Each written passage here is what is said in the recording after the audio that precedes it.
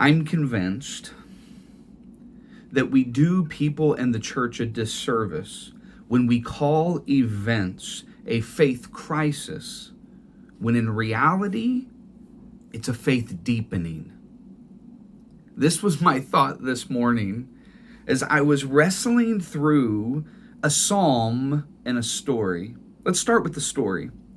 The story comes from 1 Samuel chapter 23, halfway through, verse 7, all the way through the end of chapter 24. This is the moment where Saul is in pursuit of David. Saul is coming after David. Why? Well, about 9 chapters earlier in 1 Samuel 15, the Lord rejects Saul. In chapter 16, Samuel anoints David. Then in chapter 17, you have David and Goliath. And the popularity of David begins to grow. And Saul knows that David is chosen by God to be king. So what does he do? He begins to pursue him mercilessly. In chapter 23, Saul is in pursuit. He's going after him. And in chapter 23, verse 24, it says, David stayed in the wilderness, or the desert region, the wilderness strongholds, and in the hills of the desert of Ziph.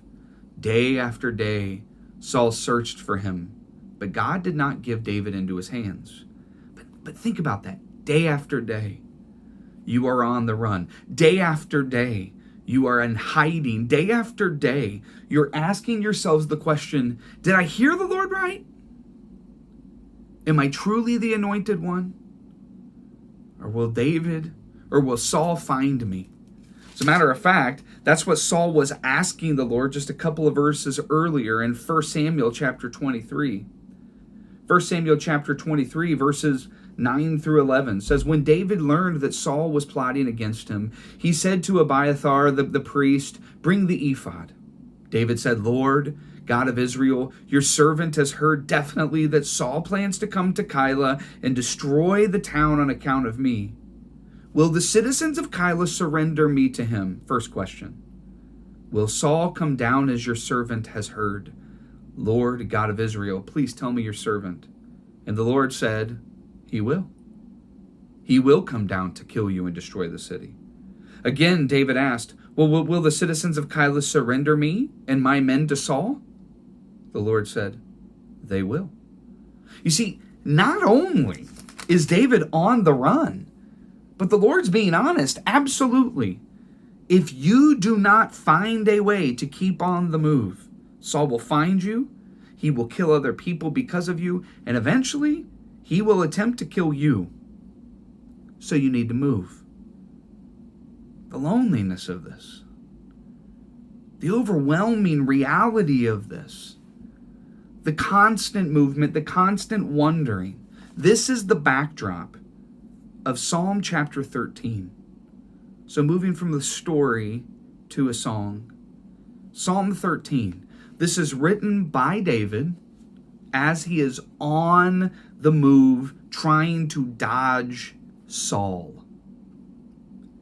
Psalm 13, verse 1. How long, O Lord, will you forget me forever? How long will you hide your face from me? How long must I wrestle with my thoughts and day after day have sorrow in my heart? For the king's anointed is trying to kill me. How long will my enemy triumph over me? Do you hear what sounds like a faith crisis? Verse 3, look on me and answer me, Lord my God. Give light to my eyes, or I will sleep in death, and my enemy will say, I have overcome him, and my foes will rejoice when I fall. David is on the run in the desert. Saul seems to be getting closer and closer, and in the midst of this chaos, in the midst of this absolute overwhelming sorrow, David appears to have a faith crisis. How long, O Lord, will you forget me forever? I don't feel you. I don't sense you. How is it that you called me to this? I've tried to do everything that you've asked me to do, and this is how you respond, by allowing my enemies to pursue me, by allowing my enemies to triumph over me. It's a lot of the times at this point that we would look at our friends that are struggling like this, and we would say, you're experiencing a faith crisis. And then we would probably try to diagnose them much the way that a doctor or psychiatrist tries to diagnose their patient. But if you just pray this much, and if you just do this many things, and if you just stop asking those questions, and if you just add water, everything will be okay.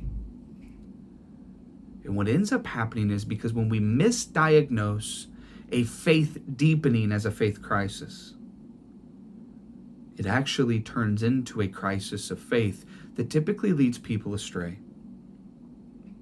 Oftentimes what I have found is that in those moments that a person is diagnosing a faith crisis, sure, they're concerned for their friend, but a lot of times they're doing something that's more self-protective.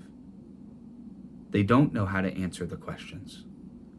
They don't want to peer into the possibility of God abandoning, of God leading and then no longer letting the faithful servant know what is happening. And yet in the deep deserts, in the dark caves, it's amazing how a crisis quickly turns into a deepening of faith. I mean, listen to how Psalm 13 ends.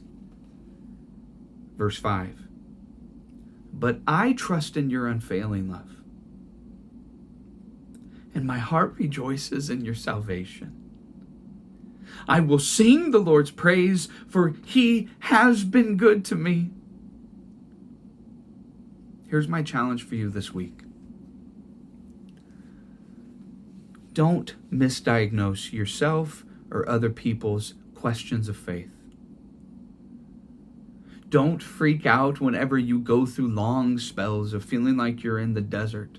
Long spells where you do not feel the presence of the Lord. Long spells where you feel as if all that you are doing is running from enemies that are triumphing over you in your pursuit of where God is leading you. Don't misdiagnose this moment. For oftentimes what we perceive as a faith crisis is actually a faith deepening. Instead, wait on the Lord.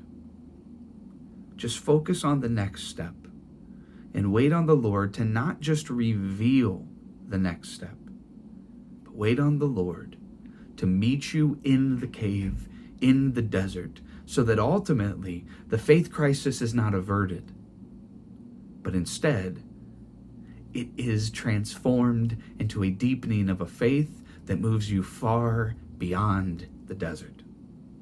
I love you guys. Have a good week.